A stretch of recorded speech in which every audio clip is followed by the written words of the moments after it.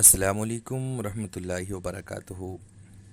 پیارے ناظرین، آپ نے پچھلی ویڈیو میں سماعت فرمایا کہ نبی رحمت صلی اللہ تعالیٰ علیہ وآلہ وسلم حضرت بی بی خدیجہ رضی اللہ تعالیٰ عنہا کے مال تجارت کو لے کر ملک شام تجارت کی غرض سے گئے ہوئے ہیں، اور وہاں پر جب نستورہ راہب نے آپ صلی اللہ تعالیٰ علیہ وسلم کے اوصاف کو دیکھا تو میسرہ غلام کو بلا کر یہ کہلوایا کہ میسرہ، یہ ضرور نبی آخر زمان صلی اللہ تعالیٰ علیہ وآلہ وسلم ہے۔ ان کے اوصاف میں نے جو توریت انجیل میں پڑھے ہیں، میں بالکل ہو بہو ان میں وہ اوصاف دیکھ رہا ہوں۔ تو اے میسرہ، تم ان کی بھرپور خدمت کرنا، اور اگر میری عمر ان کے نبوت کے اعلان کرنے تک رہی تو میں ضرور جان و مال سے ان کی خدمت کروں گا۔ اب حضور صلی اللہ تعالیٰ علیہ وآلہ وسلم کے آگے کے زندگی کے آگے کے حالات کو ملاحظہ فرمائیں۔ حضور اقدس صلی اللہ تعالیٰ علیہ وسلم بصرہ کے بازار میں بہت جلد تجارت کا مال فروخت کر کے مکہ مکرمہ واپس آ گئے۔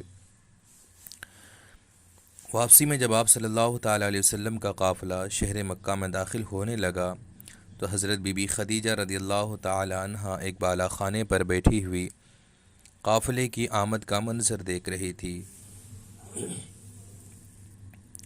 جب ان کی نظر حضور علیہ الصلوۃ والسلام پر پڑی تو انہیں ایسا نظر آیا کہ دو فرشتے آپ کے سر پر دھوپ سے سایہ کیے ہوئے ہیں۔ حضرت خدیجہ رضی اللہ تعالی عنہا کے قلب پر اس نورانی منظر کا ایک خاص اثر ہوا، اور وہ فرط عقیدت سے انتہائی والہانہ محبت کے ساتھ یہ حسین جلوہ دیکھتی رہیں۔ پھر اپنے غلام میسرہ سے انہوں نے کئی دن کے بعد اس کا ذکر کیا تو میسرہ نے بتایا کہ میں تو پورے سفر میں یہی منظر دیکھ رہا ہوں، اور اس کے علاوہ میں نے بہت سی عجیب و غریب باتوں کا مشاہدہ کیا ہے۔ پھر میسرہ نے نستورہ راہب کی گفتگو اور اس کی عقیدت و محبت کا تذکرہ بھی کیا۔ یہ سن کر حضرت بی بی خدیجہ رضی اللہ تعالی عنہا کو آپ سے بے پناہ قلبی تعلق اور بے حد عقیدت و محبت ہو گئی، اور یہاں تک ان کا دل جھک گیا کہ انہیں آپ سے نکاح کی رغبت ہو گئی۔ حضرت بی بی خدیجہ رضی اللہ تعالی عنہا مال و دولت کے ساتھ انتہائی شریف و عفت مآب خاتون تھی۔ اہل مکہ ان کی پاک دامنی اور پارسائی کی وجہ سے ان کو طاہرہ یعنی پاک باز کہا کرتے تھے۔ ان کی عمر 40 برس کی ہو چکی تھی۔ پہلے ان کا نکاح ابو حالہ بن زراح تمیمی سے ہوا تھا، اور ان سے دو لڑکے ہند بن ابو حالہ اور حالہ بن ابو حالہ پیدا ہو چکے تھے۔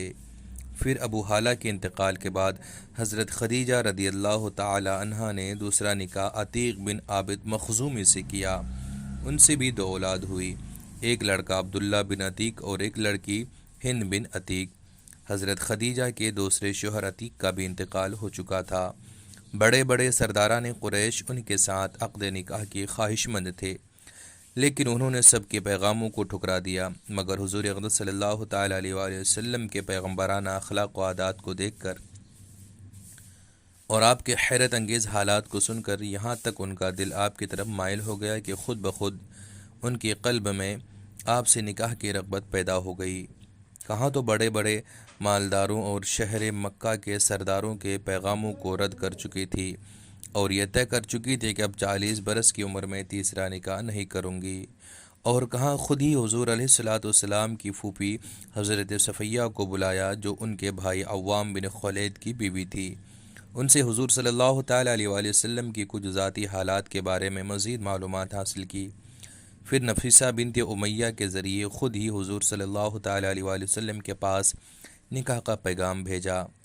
مشہور امام سیرت محمد بن اسحاق نے لکھا ہے کہ اس رشتہ کو پسند کرنے کی جو وجہ حضرت خدیجہ رضی اللہ تعالی عنہا نے خود حضور صلی اللہ تعالیٰ علیہ وسلم سے بیان کی ہے، وہ خود ان کے الفاظ میں یہ ہے: انی قد رغبت فیک لحسن خلقک و صدق حدیثک، یعنی میں نے آپ کے اچھے اخلاق اور آپ کے سچائی کی وجہ سے آپ کو پسند کیا۔